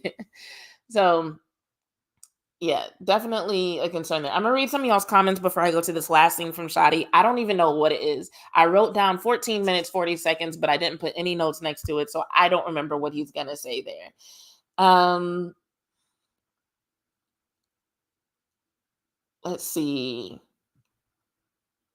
Writer Albert Lanier says, to be honest, the defense has improved in the past 2 games without the major DBs, Lawrence and Parsons. I think I'm trying to think of the best way to say this. The guys who have had to step up, they have room to step up. I think it's a little bit harder to have the impact that you want to have when you have someone as impactful as Micah Parsons always just making this huge plays and not always doing what is predicted that he'll do, which is not always his fault. Sometimes he has to adjust based on how he's being accounted for, right? And so he decides to do something else so that he can still make a player have impact, despite the fact that he's being double teamed, chipped, whatever, someone's coming in his direction. But I think just with him and D-Law being gone, it's made room for some of these other guys to show what they can do. And they're a little bit more complementary to one another. Is that the word that I want to use? There's a little bit more synergy there. So, and that doesn't mean that there's anything wrong with Micah Parsons. It just means that they're finding ways to work with one another that they weren't able to necessarily allow to shine with Micah on the field. And that might be something that now that they've seen it, Zimmer and other guys on the team, they might look for ways to continue that once Micah does come back. So I'm not saying that to say, oh, we should keep Micah off the field because otherwise it's going to mitigate the performance of these other guys. I'm not saying that at all. If anything, I think they just didn't anticipate that the defense would look like this. And so now that they've seen it, they'll probably be like, oh, okay. So now that we see this is what we can do with just these guys on the field, let's work Micah Parsons in a way that still allows these guys to play these roles and see if we can't elevate this defense even more. That's what I'm hoping will happen. Who else? JV says, I'm concerned about when Bland will return. We're in week 6 of his injury. So if you watch Girls Talk, Boys Talk, and you definitely should, I did mention that he was at practice on Thursday. He was not in pads, and he was not with the rest of the team. He was off to the side, but he was out there doing work. He was walking around. He was, what do they call it? On the cords? Is that the word that they use for when they're over there on the thing? But that's what he was doing. So he's up and moving around, but also didn't have on full pads. I know that doesn't give you a timeline, but he had a foot injury and he's standing up and moving around. So hopefully that's a little bit of optimistic news. Brian Bradford said, not on that fumble at the goal line. If you would have followed Lipke and Martin, that wouldn't have been a fumble. Okay, so he's not perfect. But yes, I will look at the film on that. And JV thinks they should have been given the ball to Zeke. I mean, to be honest, I'm surprised that they didn't, but that's another conversation for another night because I haven't heard anything about, I didn't even hear anybody ask them about that. Like, why didn't Zeke get the ball? He just didn't. Tyrone Church says the only red flag with Rico is health. He's never been healthy. Well, we'll see how that goes. Rumor has it that's why Dalvin Cook is around, because they're anticipating that at some point somebody will need to hop in and sub for Rico Dowdle. So we'll just see where it goes. But right now, Dowdle's healthy. So, I mean, ride the hot hand, as they keep saying, which that phrase, honestly, kind of sounds a little bit dirty. I want them to come up with a different phrase. But for right now, that's what they're saying is you should ride the hot hand. Albert says, Tolbert sounded in his Sunday Night Football interview like a new employee at a company. This guy sounded like he was ready and waiting for an opportunity. He actually was. He was, 100%. All right, let me fast forward to 14 minutes and 40 seconds and see what Shotty was talking about there. What made me write down this timestamp. And throughout your time here and kind of you two growing together? Yeah, that's a great question. You know, Turk, when we first got here, was kind of a gadget guy. You know, he had to get him the ball. Dallas Cowboys. Once, maybe twice, yeah. But again, he's a great player, and he almost got up underneath the throw to CeeDee. So that speaks to his thanks for watching Girls Talk Boys Talk. Coach Kyle Young's DallasCowboys.com. There's been an added emphasis to get Cavante Turpin the ball and utilize him as a weapon. How much has your confidence evolved in him throughout your time here and kind of you two growing together? Yeah, that's a great question. You know, Turk, when we first got here, was kind of a gadget guy. You know, they had to get him the ball in space. And again, him working with, you know, RP, Coach Prince, on the fundamentals of receiver and playing receiver has been really cool for us to see. You know, if you watch him in individual drills, there's been a growth from his ability to win at the top of the route. He actually plays physical for a smaller guy, and his stride length is different. Like, he's fast, but like his stride length, he chews grass. So like some guys are short striders, like Kyler Murray's a short strider, right? He's really fast, but he takes little baby. If you watch Cavante's steps, like they would rival probably, you know, maybe not Jalen Brooks, Jalen Brooks. I mean, he opens up his stride. And again, they felt really good about the leverage. They're trying to play two-man. And So I just got to pause this real quick and shout out Shotty for even paying attention to stride length. Like that is some upper echelon like coaching awareness. There are so many coaches and trainers I know who don't even look at things like stride length. So the fact that he's looking at that makes me trust him a lot more with other things that are happening on the offense. And he just got behind the guy because of his speed. But he truly is a receiver now. He really is, and it's been cool to see. We can move him around, put him in different spots. We couldn't do that when we first got here, and that's a testament to him and him evolving as a receiver. And again, let's be honest, he doesn't get a lot of kick return opportunities. They don't want to kick it to him, so we got to get him involved as a receiver. Aaron Cousins, Lone Star Live. Were you at the McCarthy's house with the quarterbacks? I was not. I've been there before, and now they're talking about social stuff, and I have the hiccups. Okay. So we're going to hop out of here. Now, I'm going to say this. I don't remember if it was McCarthy or Shotty who brought it up. And I don't even remember exactly what they said. But they were at some point asked about Tyler Guyton. I think McCarthy was asked about Tyler Guyton's injury. Now, I'm not sure what it is, but I think I read a couple of things that said he's day-to-day. So I'm not sure. We might have to wait for more news. But if you're watching at the beginning, I teased that there was something that I was going to talk about that I normally wouldn't share. But here's the thing. I feel like I have to be a little bit more confident in my insights and in my takes, because if I'm not, then I'm denying you guys potentially good content, potentially good insight. So I'm going to share this with y'all, and I'm going to trust y'all not to roast me if I'm wrong. But the more I look at Tyler Guyton, the more I feel like a lot of his problem is quad dominance. And I'm trying to see, I thought I had access to the film on this. It was there earlier. Hold on, let me go into this another way.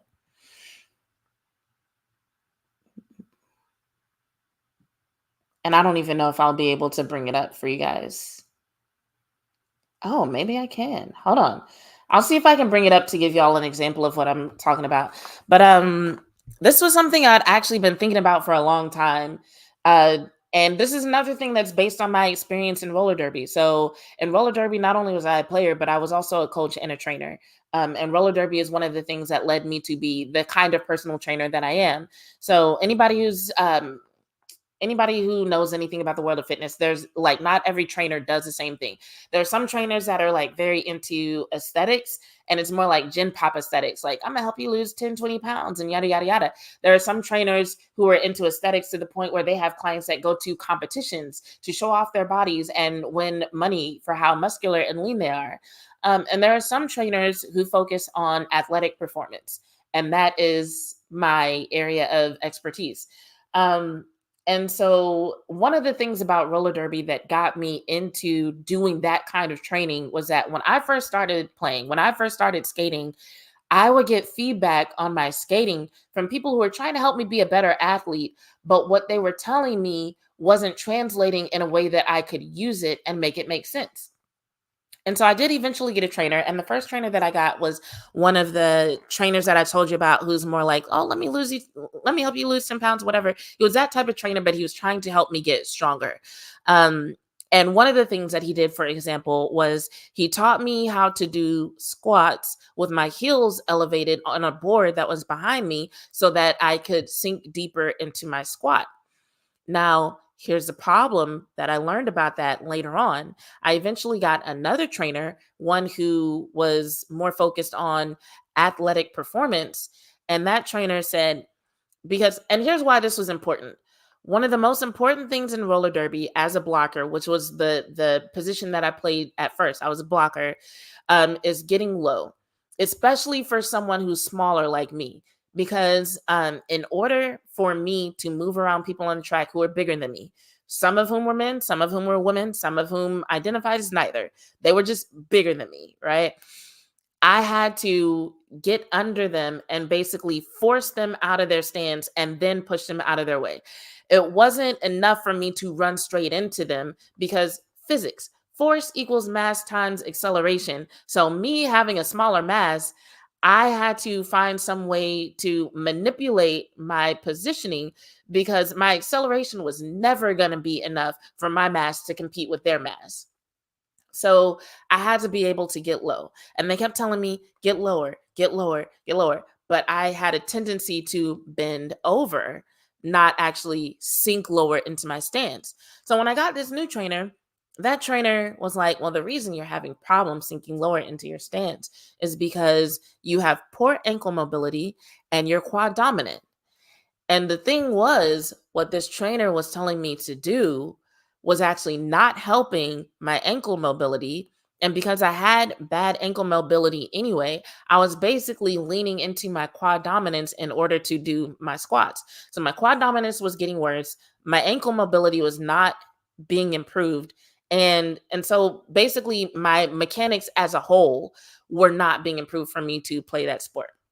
And so here's why I thought about this when I saw Tyler Guyton. I had to use the information that I learned about myself and the trouble that I was having playing my position to train. And I played roller derby for about a decade. So twice a year, I had to train new skaters, some of whom had never even skated before. And when I say twice a year, I don't mean like 2 days a year. We had a rec league program. There were 2 tryouts a year for most leagues, but rec league was damn near year round. So for most weeks throughout the year, at least once a week, I was training other skaters how to do this. And I had to teach them a quicker way to get where it took me a long time to get. And so I started seeing patterns in terms of what does quad dominance look like? What does poor ankle mobility look like? So I say all this to say, also, if you watch Girls Talk, Boys Talk, one of the things that I asked Tyler Guyton about was his experience self-scouting. When I asked him that question, what I was trying to get to without going directly there was find out what feedback he was being given on how to get better.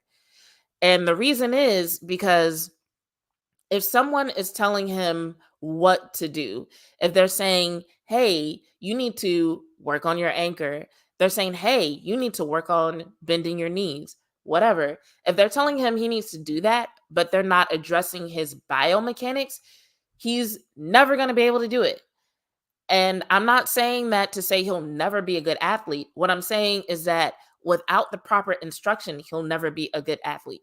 If I'm right and quad dominance is indeed his problem, unless he fixes it, he will never be able to contribute properly to this team because he will never be able to get his body positioning correct. And I know never is a harsh word. So yes, I'm using the word never, but that never is conditional unless he fixes this specific problem. And so here's why this is interesting for this conversation, because right now the conversation is Tyler Guyton needs work. In order for him to get the improvement that he needs, he's got to have game reps. However, if quad dominance is his problem, he doesn't necessarily need game reps to fix that. As a matter of fact, game reps might hurt more than they help. And the reason why is, let me explain what quad dominance is, because when I was in Vach's Patreon earlier, he said he didn't know what it was. And so I don't know if everybody knows what this is. But here's how I was able to pick it out on Tyler Guyton. Because when I said it, and Vach was like, I don't know what that means, I literally went and grabbed one of my books just to look at the signs of quad dominance and compare them to what we were watching on the screen, right? So some of the signs of quad dominance are things like your weight being forward on your toes, having trouble bending your knees to a certain depth, having a tendency to bend too much at the hip, having a tendency to lean forward into athletic movements instead of sinking lower into a stance. So all the things that we see him have issues with are related to quad dominance. One of the other things, or I should say, one of the things that makes quad dominance such a big issue outside of athletic performance is the fact that quad dominance is associated with knee injuries. So here's the thing. Quad dominance basically means, so if you look at your thigh, on the front of your thigh, or if you're sitting down on the top of your thigh, that's your quads.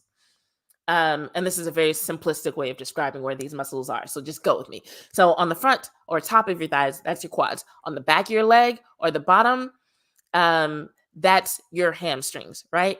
So those muscles are supposed to work together as you sink into a stance and rise up.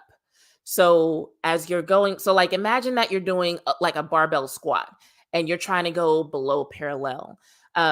Above parallel, that's mostly your quads controlling the movement. Once you get to parallel and you're able to sink lower, that's when your hamstrings start to kick in. My phone is telling me it's at 20% battery, but we'll get through this.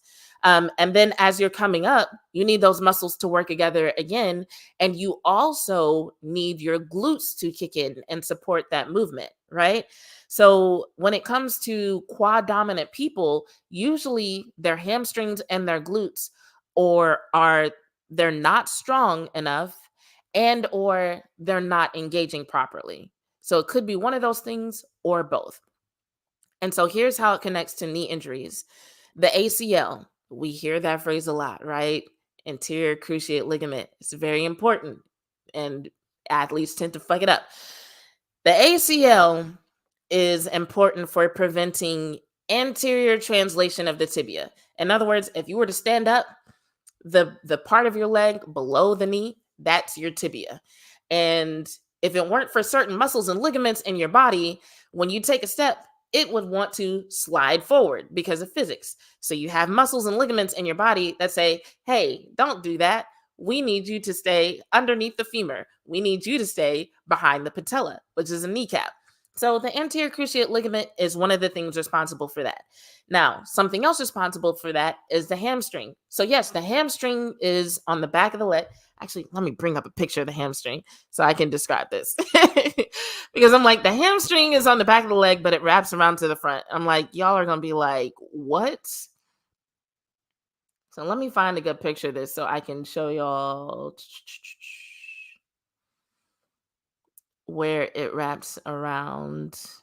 Is there a video of the hamstring? Okay, this guy says that he's going to show a 3D model of the hamstring in this video. So if he does, I'm going to pull it up for you.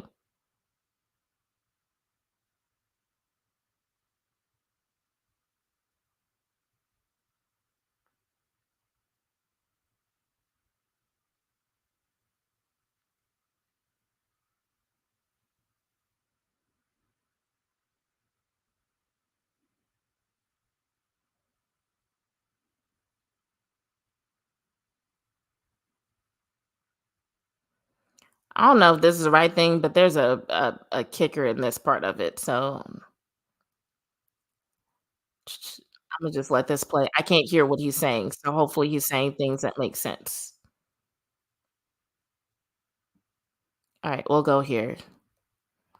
I'm so glad that y'all are still watching along with me. Sometimes when I start nerding out on stuff, I'm just like, everybody's about to turn this off. And when I look and I see that y'all are still watching, I'm like, oh, y'all really do love me. Okay.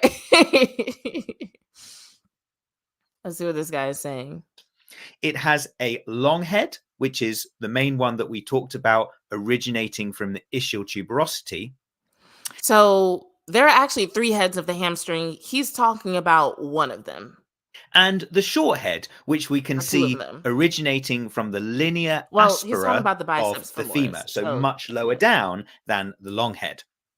Now, in terms of their insertions, they join almost together at the head of the fibula. And here we can see with the muscles joined on that they branch together before inserting onto that head of fibula on the lateral side. So having discussed the detailed anatomy of these muscles, let's now talk about clinical anatomy, how membranosis actually crosses over from the semimembranosis insertion. It's at the more posterior places. Let's start with the semimembranosis muscle. Now, as we said, the muscle belly of this muscle is located on the most medial side of the posterior thigh. And when we look at its insertion, it's at the more posterior aspect of the medial tibial condyle. And we can see that insertion there. Now, this is where it gets really interesting between the semimembranosis and the semitendinosis, because you'll be able to see that the semitendinosis actually crosses over from the semimembranosus in terms of its insertion. And we can see that the insertion for the semitendinosus is more located at the medial tibial condyle at the Pezanserine region. So there we have. So he's basically used a lot of big words to describe how the hamstrings work. So basically, there's 3 parts of the hamstring, really simplifying this for you guys. One of them, so they all insert in the lower leg below the knee. One of them goes to like the fibula area. One of them goes to the back of the tibia, and then there's one that crosses over towards the front of the tibia. But basically, all that describes how the hamstring helps to prevent anterior translation of the tibia. In other words, it helps prevent the tibia from going forward. So basically, when it comes to the ACL is depending on that help from the hamstring to be like, all right, we're going to keep the tibia from going forward. And this is especially important when you're running, lunging, or changing direction. And so whenever your hamstring doesn't kick in properly, then your ACL is like, okay, I have to do more work. And sometimes that can lead to pain. Sometimes that can lead to the ACL tearing. Sometimes it can lead to bad mechanics that just lead to a knee injury, right? And so when Tyler hurt his knee and they're like, oh, it's day to day, I was like, dang, that's another box checked on the list of possible evidence that he's very quad dominant and that's his whole problem. So there's good and bad to this. Like I said, fixing quad dominance does not rely on game reps. As a matter of fact, if he keeps getting game reps the way he got hurt, it could get worse. It could happen again, depending on how he compensates. Because these are words that we use in the trainer world to describe what we're seeing. Compensations, imbalances, deficiencies. So if I were to do an evaluation of Tyler Guyton, and let's say it turns out I'm correct and his hamstrings are weak and he doesn't know how to engage his glutes and he's quad dominant, then I might write something in my notes that says, okay, this athlete is quad dominant, their glute engagement is deficient, they have a compensation that causes them to lean forward, it leads to poor lunge mechanics, because part of my evaluation of athletes is I have them run through primal movements. So that's things like walking, squats, hinges, lunge patterns, core rotation, things like that. Basically things that every human being should be able to do. And I look for imbalances.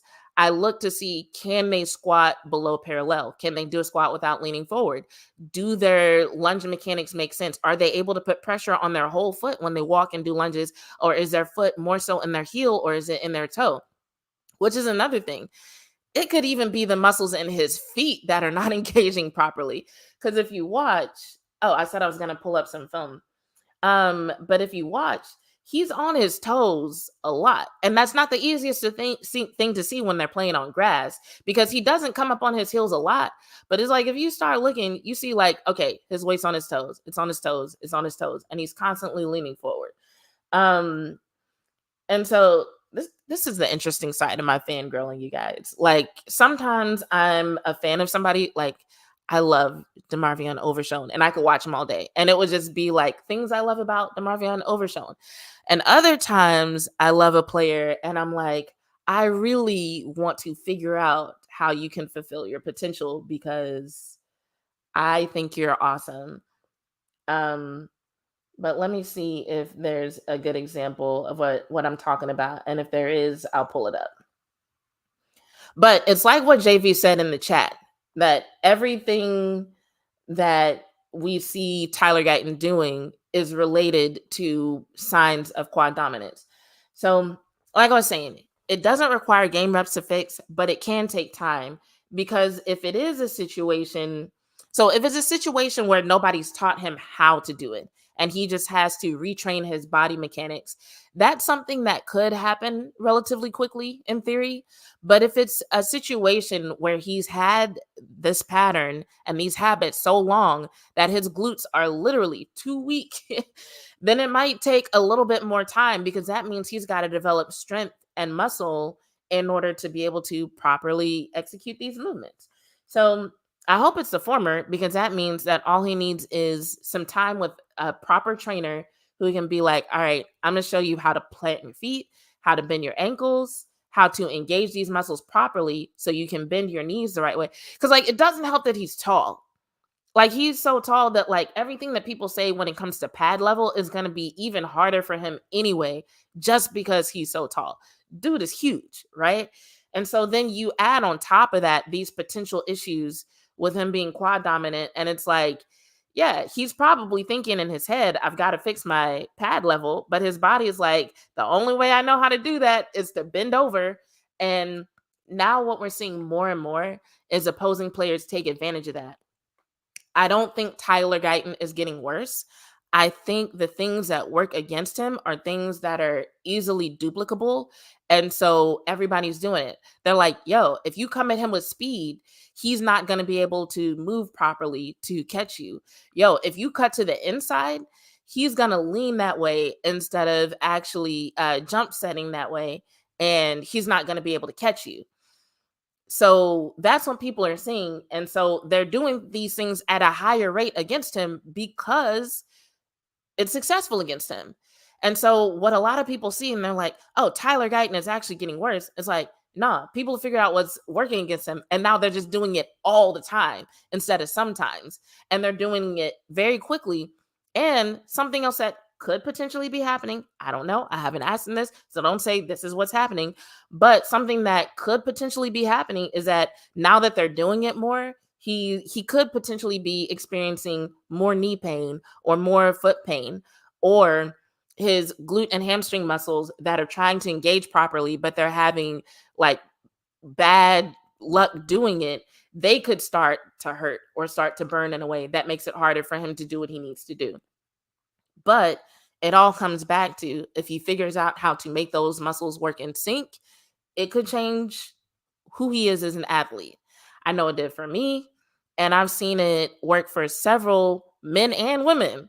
This is something that I want y'all to remember. I didn't just train women in roller derby. I was on a couple of co-ed teams, and I trained men, like really good men, how to become championship level athletes. So I've seen this regardless of gender, regardless of size, even regardless of strength and talent. I've seen some very talented people who they just had a couple of flaws that were connected to their biomechanics. And then once we fixed that, they were fucking unstoppable. All right, I'm going to go through a couple more of these clips to see if I see a good example. But like JV already called it out in the chat, so I feel like y'all already know what I'm talking about. Let's see if this is one. Oh no, he got two tight ends next to him. Oh, that was a field goal. Like, we're not going to see anything there. I might just go to the last play because I feel like the play right before he got hurt is a really good example. It wasn't an example of him leaning forward, but it was an example of him not getting nearly low enough. Okay, here's a negative run by Ezekiel Elliott. Let's see if it happened there. Hold on, I'm gonna pause this since I'm sharing video, even though I'm just like scrolling through. I'm like, I might as well let y'all watch along while I try to find the right video. No, I don't want a video file. I want to share my screen.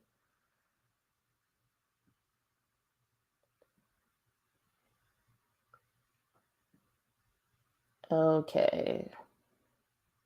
So let's see. Tyler's on the left. So that was an example of him staying very upright the whole time. And it's like, if you ever get a chance, compare what we saw Tyler Guyton do to what we saw Tyler Smith do when he was put in at left tackle. And that'll give you a good example of the difference between someone who has these mechanics versus someone who's having trouble with these mechanics. I don't know why I can't find a good video of this, you guys. I feel like this is all I was seeing earlier. And now it's just like every play, it's just not working out properly for me to show you. But hold on, let me pause right here. I don't know. Oh, Let me see if y'all can see it. Because this is something that I noticed, but I don't know if it's big enough for y'all to notice. Hold on. Let me go back to the end zone view. It keeps popping over to this angle. Okay. All right. So first thing I want y'all to notice, see how his knees fall in slightly? That is actually a sign of not quad dominance, but when a person has weak glutes. When a person has weak glutes, when they go into a squat position and they try to get low, their knees will have a tendency to fall in as opposed to staying in line with their feet. So it's very subtle here. It's one of those things that you might not notice unless you're looking for it. But it's like if you look at, and I know it's hard to see. Can I zoom in? I can't zoom in. But like if you look at Tyler Smith next to him, if you look at Cooper Beebe, you can see that their knees are more so over their heels, whereas Tyler Guyton's knees are falling in just a little bit more.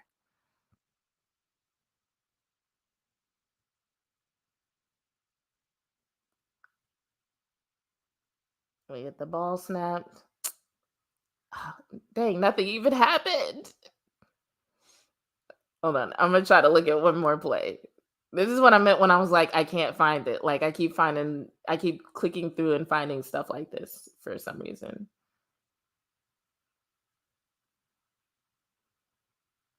Okay, let's see if this will show us. So he's in a staggered stance here, but even here you can see that his knees are still falling in relative to his feet.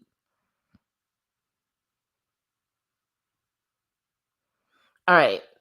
So here you can see that he's leaning slightly forward. And yes, the guy that he's trying to stop is in front of him. However, you do want to see a little bit more knee bend from him. Now, as far as the hands, I'm still not good at evaluating hands. So I can't tell you what he should or shouldn't be doing there. But just notice that he stays very upright and he's going to lean forward and bend at the hips more than he's going to get low. Okay, that was really quick. I'm going to let this play and try to get to one more. JV says Guyton was the only lineman standing. Are you talking about being upright as opposed to being low in his stance? That's something that happens a lot as well. And this angle is just too far away to see anything.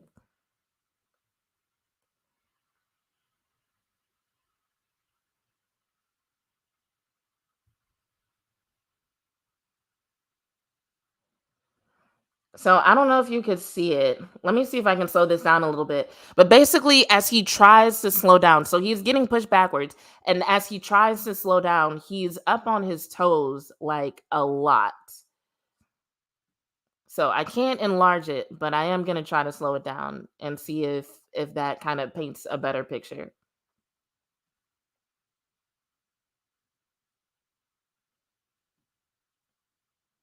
So here you can see, I wish I could physically turn the angle, but here you can see how he's already starting to lean. So this person is trying to get past him, going to his inside, which is one of those things that I mentioned a lot of people have started doing to him. So it's just happening a lot. So they're going to his inside and he's not able to maintain his hold on this guy. He's leaning forward so much that as this guy starts to go inside, he's just leaning even more, which is what they're counting on. They're like, okay, he's leaning forward. Now I'm going to cut to his inside. He won't be able to stabilize himself. He's going to lean in the direction that I just came from. And yes, Tyrone Church and O-linemen on their toes is bad. But watch as it keeps going. So as he's trying to regain stability, not only is he up on his toes, but he's on one foot. His knees are not bending. He's not able to anchor properly and regain control of the motion. This guy is basically steering him at this point, and he's not able to regain control. So that's just one example. There's other examples where he's like leaning forward a little bit more, but yeah, his heels hardly ever touch the ground here. It's like he's up on his toes, he's reaching forward. Then as this guy tries to escape to the inside, he stays on his toes. He's still very upright, very high in his stance, still on his toes. Now he's on one foot. And then once the guy gets off of him, now he's walking normally.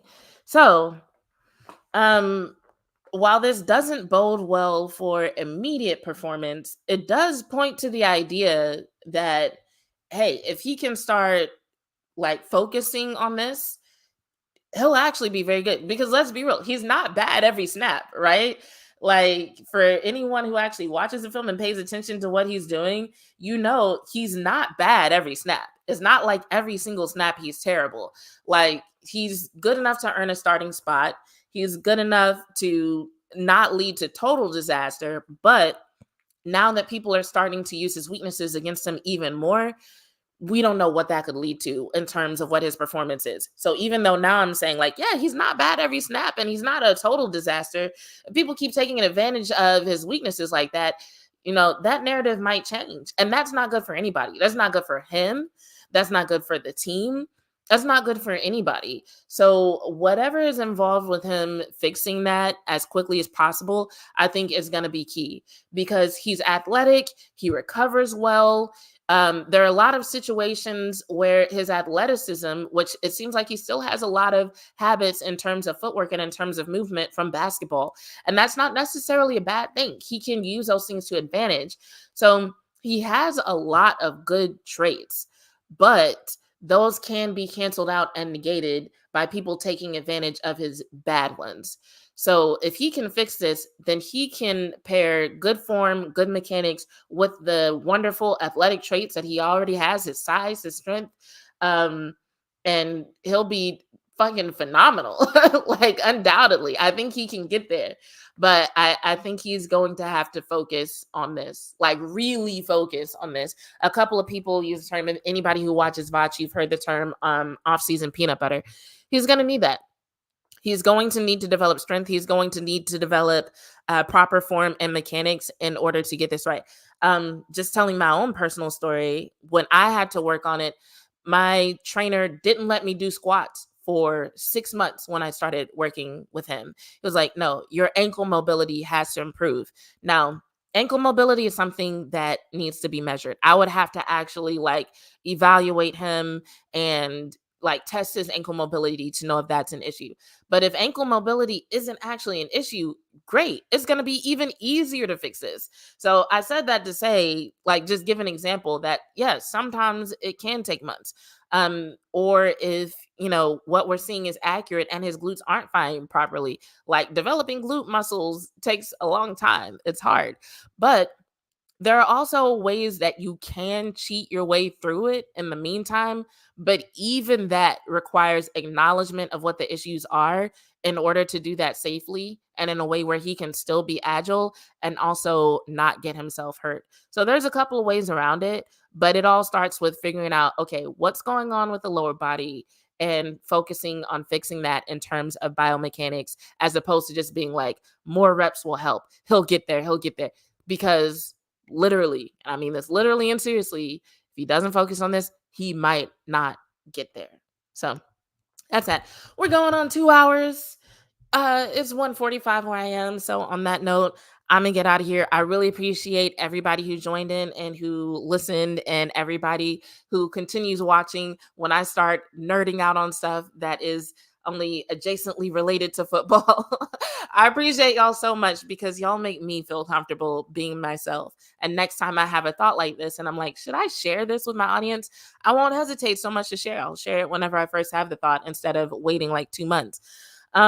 Also, I've been meaning to give a shout out to my TikTok audience. I've reached 400 followers on there. That's not a lot in the grand scheme of things, but it means a lot to me. So that's a milestone. So everybody who has subscribed to my YouTube, if you're watching, you're not subscribed, please subscribe, turn your notifications on, and like and share this video.